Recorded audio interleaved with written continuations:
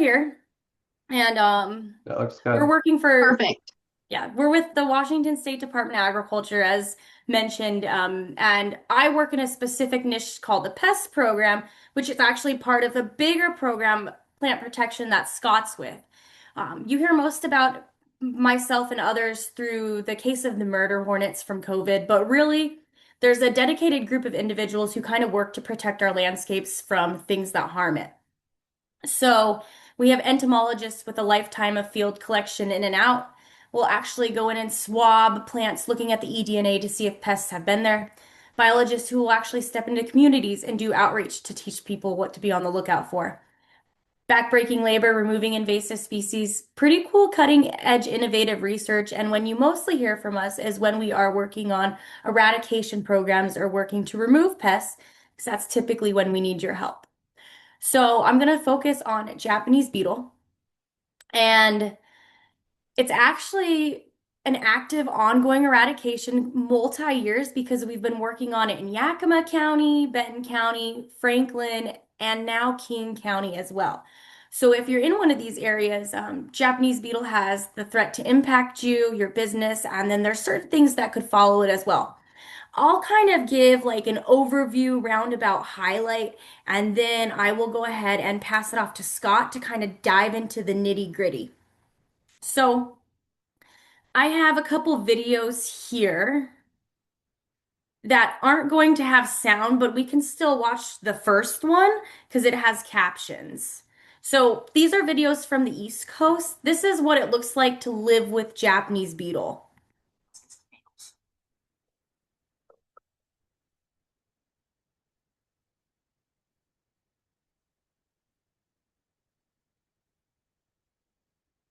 So you can see here that this landowner is vacuuming the beetles off of his backyard. And that's his method of control to kind of keep plants moving in his. So this video is a farmer from the East Coast who planted some fruit trees, left for vacation. He came back 2 weeks later to just his trees decimated, a lot of them dead. And it will move forward to him showing that he's new to East Coast farming. He hasn't dealt with this pest before. And he went to hang up this Japanese beetle trap. You can see them, they're on the trees, skeletonizing the leaves. And he put the trap up in his orchard because people said, hey, it's probably Japanese beetle. This is how you can catch them. And you can see them being caught there. So the last one that I have. This comes from a farmer over in Missouri. This is the third year that he has been trapping and dealing with Japanese beetles. You can get on and kind of watch how he spot them, but you can see how he puts the traps up and they just quickly become full of Japanese beetles. Now, these people are living in areas where the beetles established, they'll always have to deal with them, so they're just kind of working to control. We still have the chance here in Washington to eradicate and completely get rid of them so we don't have to deal with them. So he'll show you one more clip of where the beetles are just filling up the traps. And I'll get into the traps here in a little bit more, but oh, maybe if I can go to the next slide now. The problem with the adults is when they're out and about, they feed on 300 different types of plants. Typically, skeletonizing is what they'll be doing. Here's your common list of host plants, things that they really like that we may grow here in Washington. But if it's green and leafy or the bud of a flower, Japanese beetle could be found on it. When it was first discovered in Sunnyside, Washington, Grandview, Washington, the Lower Valley area, people were sharing pictures of their rose bushes because Japanese beetles were just devouring them. Now, if you get a good enough look, a lot of people will say, oh, it looks like a ladybug because it's kind of the same size and shape, but it really does have a green metallic head, copper wing covers about the size of your pinky nail. You can look at them really closely, little tufts of hair on the side and the tip of their abdomen. One beetle makes 40 to 60 little offspring. They really love roses. They love flowers. They're super attractive to them. but you'll find them. Here's a picture of it on raspberries. Here we've missed the beetles, but we've seen their destruction. Here's a tree leaf, and here's it on some grape leaves where you can see the beetles too. Now, wherever the beetles are actually eating, they're typically mating. Then they'll drop back down to the ground where they will actually lay their eggs in the soil. So they're out in the summer. It could be anywhere from May to October, but uh, mid to late June and into July is when they'll pop out. They'll be eating, mating, dropping some eggs. Those eggs will hatch into grubs or larvae who will be mobile in the soil. In the winter, they'll dig themselves down, pop back up in spring, be mobile, move around again until they pupate into those adults, and that life cycle will continue. So looking at it on a timeline, you can see that, in the early spring and in the fall, we definitely have the grubs in the ground, and we really only have the adults in those middle summer months, but those adults are also laying eggs then. So we have the potential to have it in the soil all year, typically being found in this grub shape. A lot of white C-shaped grubs are characterized as the same. Japanese beetle is going to be anywhere from an eighth to an inch long. It has a brown tan head and visible legs. These are ones that were dug up in 2021 in Wapato. But we have to actually have the grub and look at it underneath a microscope to see the tiny hairs on the tip of its abdomen to determine if it actually is Japanese beetle.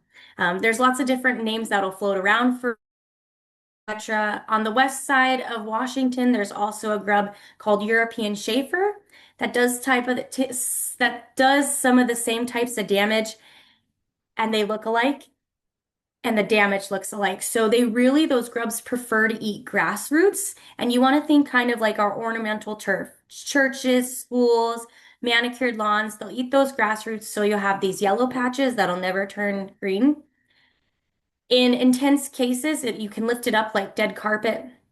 And then if you have all of those yummy grubs, you will invite crows, critters, rodents, and stuff to tear that up even further. One of the cool things about the Japanese beetle program is WSDA actually offers free treatment to properties near detections, public and private, at no cost to the landowner. It's a spring treatment that actually goes in and targets the grubs, and after a year, eradication. I do want to talk about when it can be in the soil. And it helps us think about how we can spread Japanese beetle or how it can spread around. At any time of the year, I'll have the grubs or the larvae in the soil. And if I take that infested soil and I move it, I'm going to be spreading Japanese beetle. And it could be the same thing for potted plants. Like if someone has a plant outside, the beetles have been eating on it, they've dropped eggs in there, and they move that plant, then they're going to be moving Japanese beetle. And the flip side, we can think about we only have to worry about the adults in the summer months, but that happens to be when everybody is outside and we're doing our yard work. Trees are being trimmed, flowers are being cut, grass is being cut, and that stuff is moved. So if that infested yard waste material or agricultural waste material is moved, it could spread Japanese beetle. Here's what WSDA is going to do about it or is doing about it. Now, it's a multi-year ongoing program. We trap for them, we treat, and also quarantine if necessary. So, in depth, traps come in different sizes and shapes. They're a good indicator if Japanese beetle is present, and they can also help control or catch them from them laying as many eggs. So, usually, you'll see videos with Japanese beetle traps that look like this. And she put this trap out 4 hours ago, and it is already swarmed and infested with beetles. And this is kind of typically the case in areas where Japanese beetles are present. So they have a pheromone lure at the top that smells like roses, it smells like the beetles. They just get sucked into the bag, and then they essentially die. So in Washington, we actually set them all across the state to monitor for potential new introductions. And here's where we have caught them. So I'll show you it a little bit more in depth. In the lower valley, we first popped up in 2021. They are spreading. We are catching a little bit more, but in the last 2 years, we've been catching them in King County. So looking into the lower valley, you'll see that there's all these white dots, and those are traps. Once we catch a Japanese beetle, we actually spring into action, deploying almost 50 traps per square mile to catch the beetles to prevent them from laying as many eggs. So here's the overlay of where the beetles have been caught. We spring into action adding all of these traps to use it as a way to help control and see if they're spreading. So then looking at the South King County, we have just a trap set, from Canada to Oregon, but you can see here where we have our normal trapping grid and then them spread a little bit denser. Now you can actually go online to and find this map, and here's a video of how you can do it, or you can scan the QR code from our website. All year long you can get on and you can look at our current catches. So there's a bunch of stuff on here. I'll show you some resources hopefully at the end, but if you click on the detections box, you can look at current and past year's trapping maps. But there's this interactive map where if you open it, you can actually zoom in and you can move around to see if Japanese beetle traps have caught a beetle near you. So right now it's going to be showing you last year's catches, but as we get closer to May and the season starts again, it will be wiped and then you'll be able to see what's going on this year.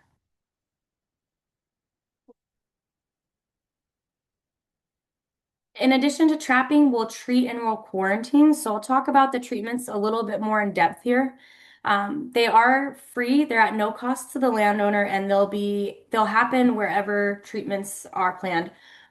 We hire a licensed contractor to apply a celloprene to the soils. Treatments start in the spring. We picked this product because it is a low risk insecticide. It's approved for use around schools, parks, etc. It works by targeting the larva that is in the soil in that stage. And it basically paralyzes the grubs. So after, years of them uptaking this, that those populations will begin to decrease until they're all gone. We apply it wet. Once it's dry, it's completely safe to re-enter. And it's not a risk to humans, honeybees, other animals, because we don't have the same receptors as those larvae in the soil. I do have also a treatment and health handout with some more information on acelepryn that I'll post in the chat box at the end of this. Really quickly, here's what happens to the landowners that live in the area. They get this treatment letter, they get a consent form in the mail with a fact sheet and that acelepryn handout, and we tell them to fill out that consent form and pop it in the business reply envelope that's provided. We also give everybody the option to sign up online.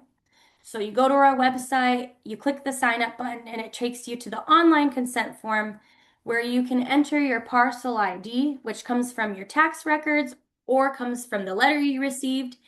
And then you are on your way to give your consent for a Japanese beetle treatment.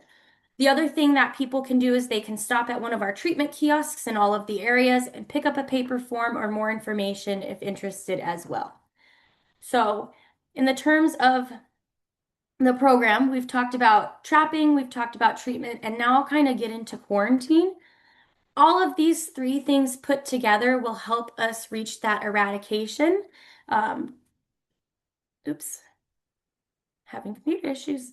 So when we talked about where we can find Japanese beetle when, we think about, well, how can we prevent the risk of spreading it? So historically in the past, wherever beetles have been caught, a quarantine has the potential to follow. This is actually in the lower valley in eastern Washington. There is a Japanese beetle quarantine. And what it essentially is a rule. And it has taken the areas where we've caught Japanese beetle, drawn an imaginary line around it, and said, do not move things to that area that could spread Japanese beetle. So it's potentially restricting, different agricultural products, yard waste, and potential plants from moving out of the area to not spread Japanese beetle. So it could add an extra step to mitigate those risks. It could add extra compliance agreements behind the side. I'll let Scott get into it in more detail, but it's another tool to help us prevent the beetles from spreading. Now, if you think about the idea of a quarantine, you can think about it on a bigger, larger stake. There is this 52-page document called the U.S. Domestic Japanese Beetle Harmonization Plan. And if you read through it, it breaks everything into categories. If we think about us in Washington, we probably want to be category number one, because you always just want to be number one. But it takes the states, and states in the East Coast where Japanese beetle is, they're a lower category, say category three or category four, meaning they have to do X, Y, and Z to move their goods out to show that it's not infested with Japanese beetle. In Washington, we're still living in that category one status, meaning we are free and clear and we can operate as normal. If we give up the fight against Japanese beetle or we aren't able to reach eradication, we have the potential to lose that category status, meaning we're going to be lumped into the same types of rules and regulations that they have on the East Coast. So, Japanese beetle has the direct threats of it eating things, causing havoc, but it also has the potential to impact businesses on a larger scale, or people selling plants or nurseries, and also you landscape professionals. So, I have kind of a couple questions I want to ask you, and maybe your chance to give some feedback behind the scenes. I want you to scan this QR code and it'll take you to this question: what can WSCA's Japanese beetle program do to support you? Do we need to give you trapping data? Do we need to host more webinars? What do we need to give you for help for your business to be successful? And this QR code will pop up a couple other times. We work with lots of landowners in the area to help get them signed up for those treatments because we have to reach that eradication point. Right now, we need the most support to get people signed up for treatments. We can do all those other things. We can trap for them, we can quarantine, and we can kind of keep those populations down. You're not walking outside seeing them fly in your face, but the way that we'll reach that eradication is through annual treatments. So, with that being said, the flip side of that question is anybody that's on here as you're listening and you're starting to think, what can you do as a business to support our eradication efforts? Maybe it's just being aware. Maybe you have a stake on social media where you can actually share stuff and tell people to sign up for treatments. Maybe you want to host another webinar like this to educate people. How can you help support us in getting people signed up for treatments for us to be successful?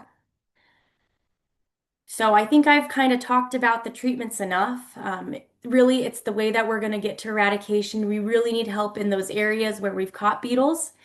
And the other way that you can stay informed about the project and help teach others what's going on is to visit our website, sign up for updates, or join our Facebook group. So you can click the link that says sign up for updates and it will take you to sign up for a listserv. I send out these things called Beetle Blasts, just giving you updates on the project. I actually am going to send out another one this week, so if you want to subscribe. And then if you want to join our Facebook group, we push out updates on this to tell you what's going on with the project. So those are really good ways for you to stay connected. And then from the Facebook group, you can share our posts yourself. If you're not in a Japanese beetle treatment area or you think you see one and you're not sure, I really want you to take a picture of it and report it to us here at WSCA. The faster we find the beetles, the faster we can act and the faster we can work to eradicate them. So if you want to get a hold of me, here's my contact information. If you want to give us some feedback on maybe the project or how you think you can help or what you think we need to do, scan the QR code. But to get into kind of the nitty-gritty of the deeper impacts to you, I'm going to go ahead and turn it over to Scott now. Okay, great. Okay, well, good afternoon, everybody. I'm Scott Brooks. I'm WSDA Plant Services Program Manager, and I'll be talking to you about impacts to nurseries and landscapers due to Japanese beetle. These are potential impacts. Also, some impacts are happening right now to businesses. So first, I wanted to give a little bit of an overview of our program. And we have 11 nursery inspectors statewide, one Japanese beetle specialist, and you can see most people, our inspectors are concentrated on the west side of the state around Puget Sound, and we've got 4 inspectors in eastern Washington along with our Japanese beetle specialist. And the types of things that we're doing, as far as nursery inspections, we have wholesale nurseries. There's just over 1,000 of those that were out there looking for pests and diseases. And if we can catch something at this stage before it goes out to a landscaper or to a retail nursery, that's really important. So we prioritize our inspections at these types of nurseries, these producers. And also they see more of us because they have shipments going out that they may need certification paperwork for as well. And we're also doing inspections at retail nurseries. There's just over 6,000 currently in the state. So inspections here are focused on quarantine, compliance, and plant health before those plants go out to consumers. And we're getting shipment notifications that for material that's coming in from out of states, and we can kind of prioritize and check quarantine enforcement at that level. And then go out to the highest risk material to do those inspections. And we're out there during spring, summer, and fall for those types of inspections. And just kind of a reminder on who needs a nursery license. And we actually updated the name of this license a few years ago to nursery plant seller installer license. And you can see that based on the RCW that requires any person who sells horticultural plants, grows, receives, handles, or installs plants. So that kind of lumps in landscapers, and oftentimes they didn't know that they needed one of these endorsements on their business license, but they do if they're installing plants or if they're holding plants growing for later installation, maintenance companies to install plants as well, in addition to the traditional people that need that license, like wholesale, retail nurseries, grocery, warehouse stores, and pet and aquarium stores would need it to sell aquatic plants. So kind of going back to what Cassie was just talking about and the life cycle of the Japanese beetle, it's really important to visualize that on how it can happen on nursery stock. It really explains why people are concerned in the Western states about the movement of nursery stock. So if you can envision in this diagram here on the right, well, the USDA diagram on the life cycle, just, if there's a nursery pot around that, what would happen? During the summer, you would have a female beetle that would come and land on the leaf material, start to eat those leaves, and then potentially drop down into the soil and lay eggs. 40 to 60 eggs could then turn into larvae. They hatch out into grubs. Those are inside the pot. And then those grubs pupate and overwinter into the spring. And then the following spring, June, they could emerge from that pot as adults. So that's the concern. That really explains why Western states are concerned about the movement of all life stages on nursery stock and why quarantines have been put in place against infested areas and states. And kind of recapping the importance of Category 1 status for Washington and the Japanese Beetle Harmonization Plan. And again, that's a national plan to kind of harmonize the shipping requirements around Japanese beetle and mostly to protect the Western states that do not have Japanese beetle. You can see the red states there on the West Coast. Those are Category 1 states. They either do not have Japanese beetle or they have an eradication, a detection and eradication program like we do. Washington is considered Category 1, so that allows nursery stock to ship freely to any state, including those Category 1 states. So it's really important for industries here, the nurseries and landscapers and sod and turf grass industries to be able to have that access when they're shipping. And a little bit about the quarantines for Japanese beetle. All of those quarantines for Category 1 states are based on the harmonization plan. So the states that have quarantines, you can see they're listed towards the top, including Washington, also British Columbia is considered Category 1. And so, as I said, those are based on the harmonization plan, but they could go a little bit further depending on the state. A certain state may restrict certain types or sizes of nursery stock or not allow treatment. So our particular quarantine here, we've got an exterior quarantine and an interior quarantine. And it's for any plants with soil adhering to the roots, so that includes nursery stock, and that's why it's regulated.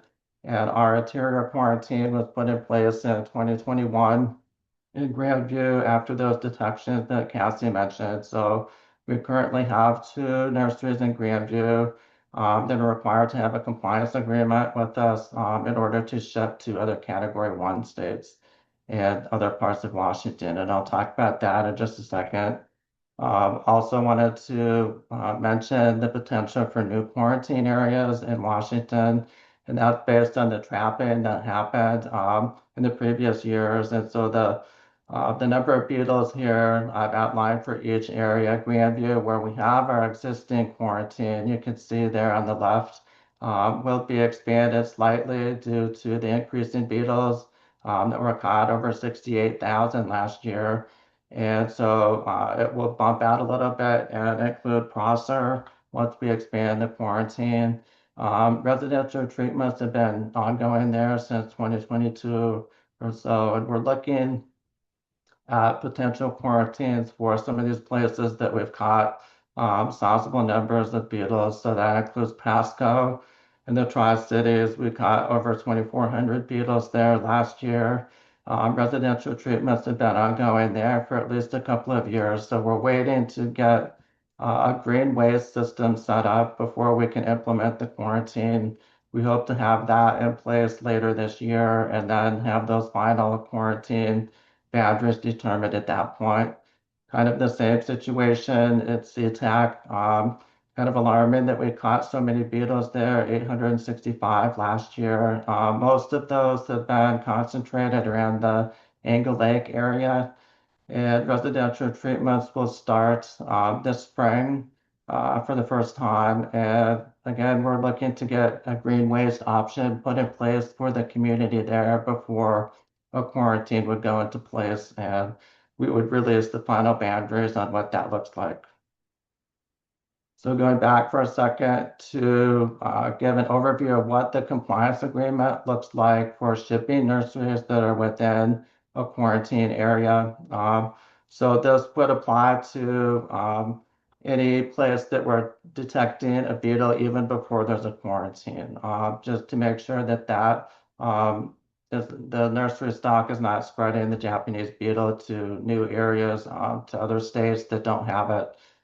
So under the compliance agreement, which is based on the harmonization plan, there's 5 options for nurseries to comply, and they can use any one of these particular options or a combination of them. And most nurseries would be meeting it through treatment of their potted nursery stock. So that would be up to 12 inches in diameter that's allowed. So kind of two approaches with the treatment. There would be the potential for a granular insecticide that's incorporated into potting media. That's a pre-plant type of treatment. And then a drench treatment could be on an existing plant in a pot with an approved insecticide. And I should mention that there's a specific list of insecticides that are approved under the harmonization plan, and that's what the states refer to, including Washington, as far as what's allowed. So dip treatments are not allowed. Field soil is not allowed. The second option for certification would be to grow everything inside of a screen house or a greenhouse that's beetle proof. And the third option would be to have your entire production cycle outside of the flight season. So if you can produce your plants between October 15th and May 15th and get those out the door to people, then you could meet that certification option.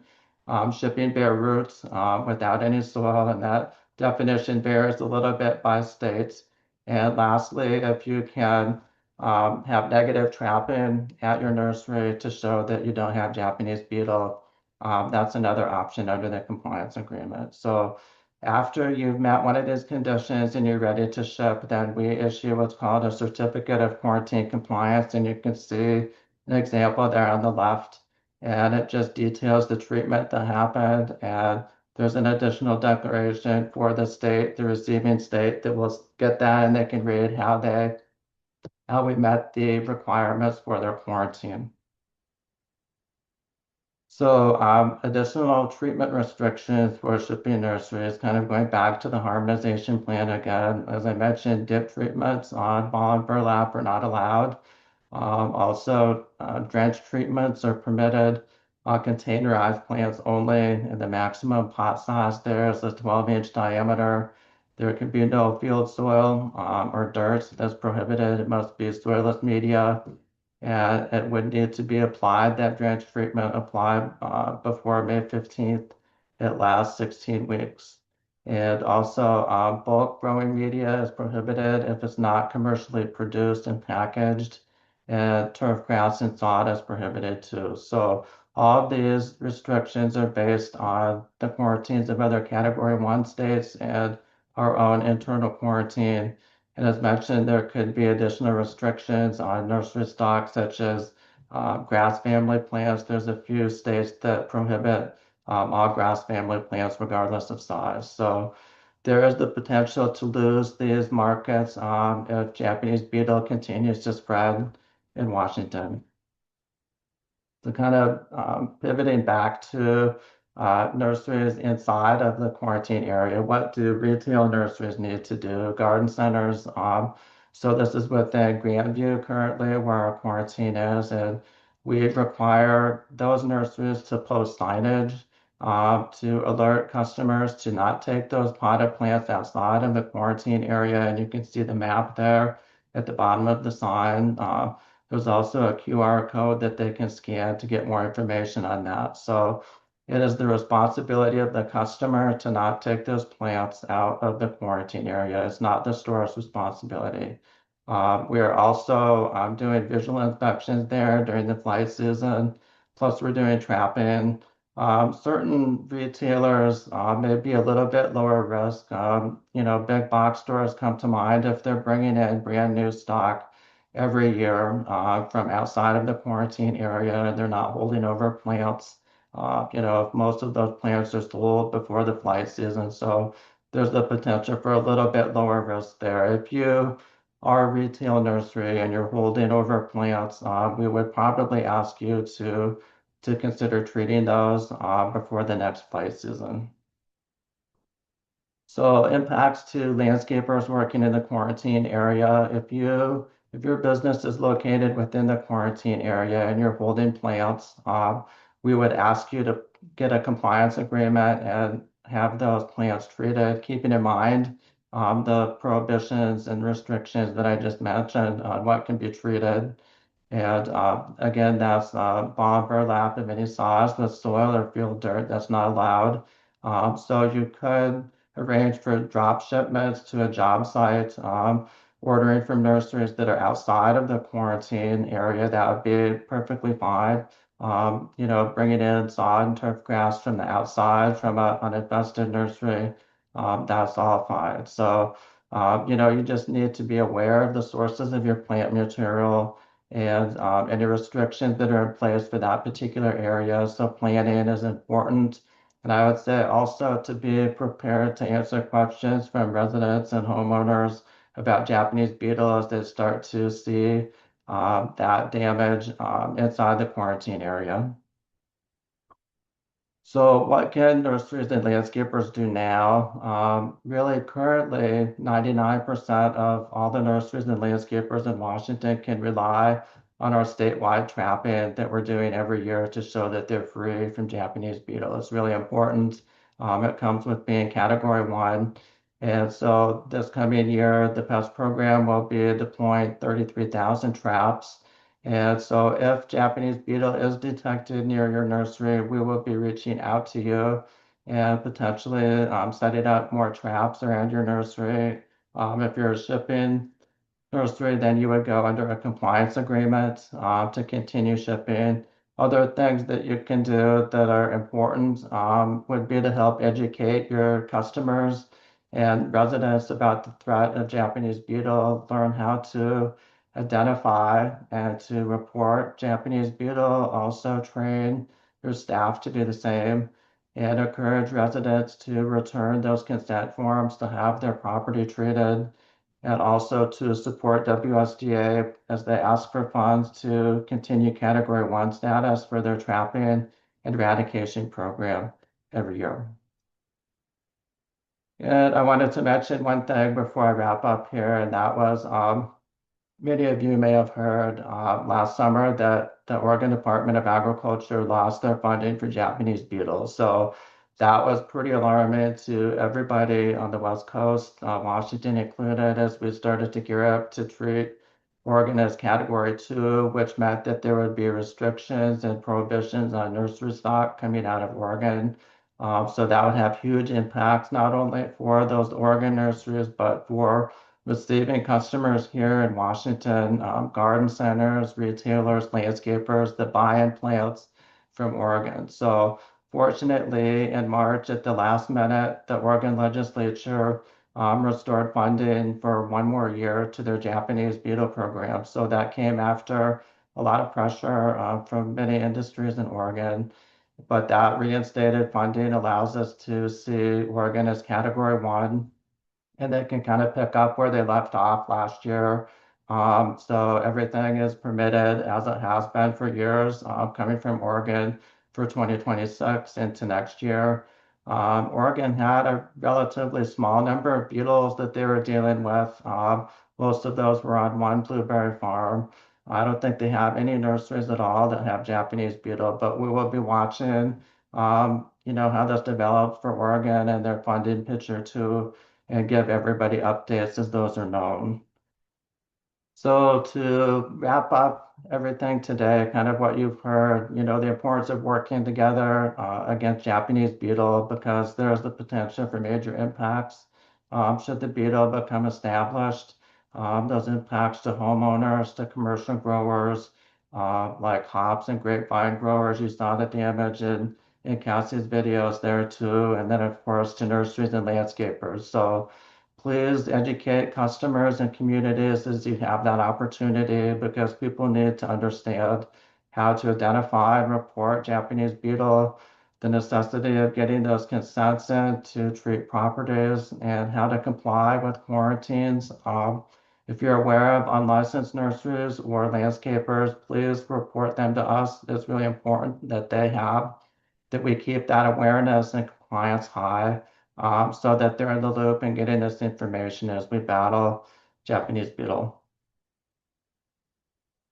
So I think we're ready for questions. There's a QR code there too that you can scan for feedback on the presentations that you just heard. And I'll leave this up just a little bit longer in case you want to get those links to contact us. And Brianna, I'll turn it back over to you. Great. Thanks, Scott. Thank you, Cassie. I've been watching the chat, and I think there's a lot of questions that both came in advance, but also there's a question in regards to what could be used, what kind of chemical or insecticide can be used to treat or to fight this. And Cassie, you had some good input there, and I know you said you'd share a little bit more. I want to add that through the registration, there was a question that aligned with this, but also was asking about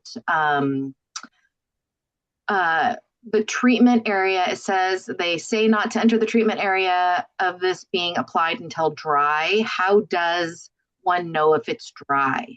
So Perfect. maybe you could expand on that as well. Yeah, I can get into that. I'm going to show you how to get to these resources on our website as I explained to. So when you go to our website, agr.wa.gov/oops, beetles, it looks different on your phone. So on the computer, we have these nice tabs at the top. On the phone, it's like a drop-down menu.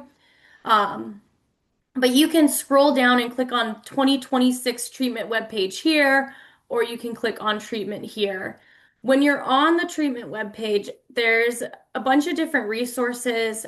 So here's the forms where you can pick the forms up.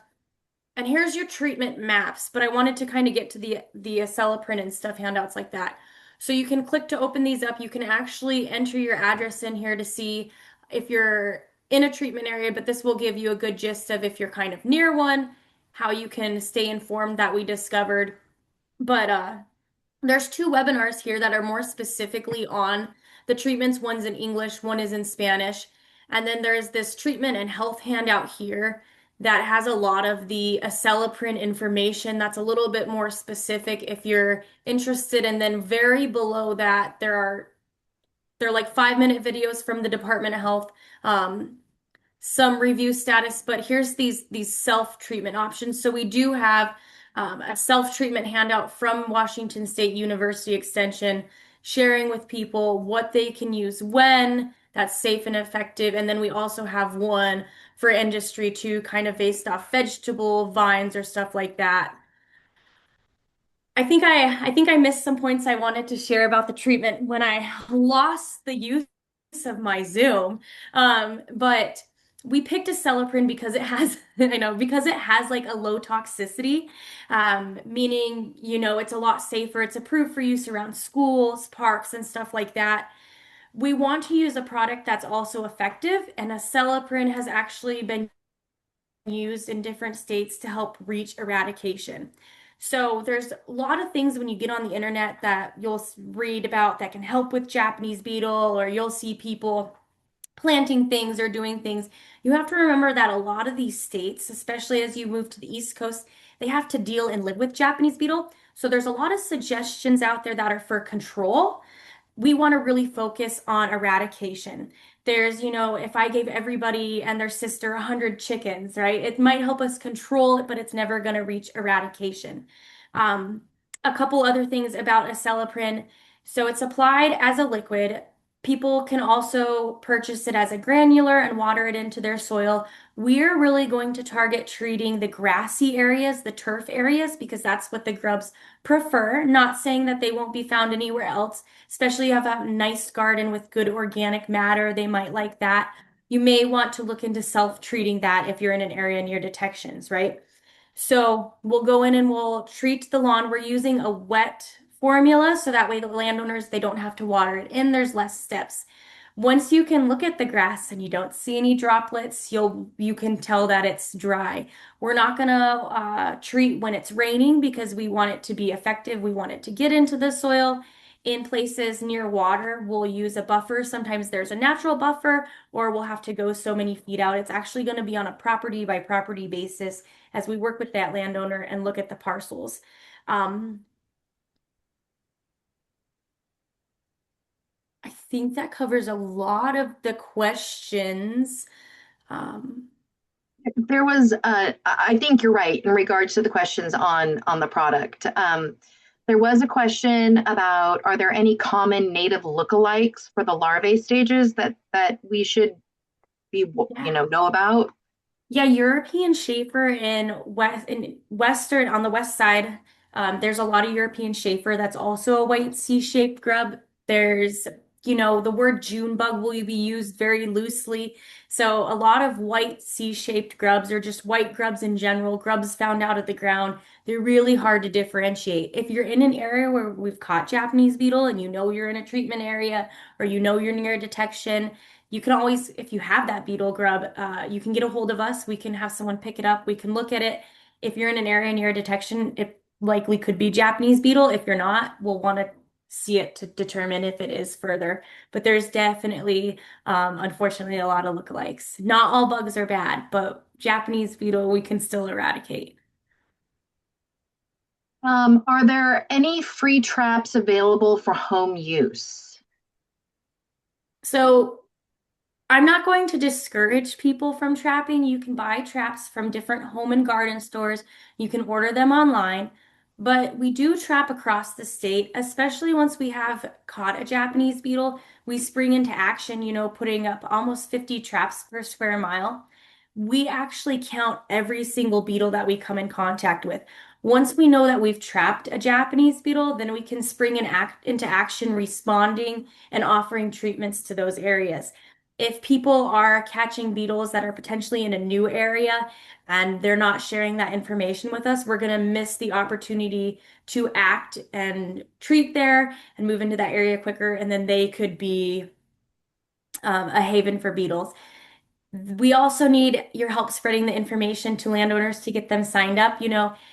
two of your neighbors could treat, but if one doesn't, then they're going to become a refuge that will grow the beetles and they'll eventually come back to your property.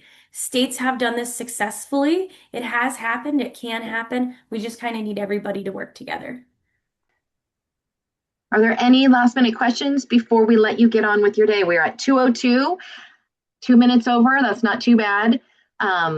So thank you all for tuning in. We did record this session and it will go out, so you'll be able to catch something. I know there was a lot of technical information, and WSNA will continue to be engaged on this and provide information to you all as well. And then consider the resources that Cassie and Scott have shared with you today. So thank you all for tuning in, and we'll let you get on with your day and enjoy the sunshine out there and get to work.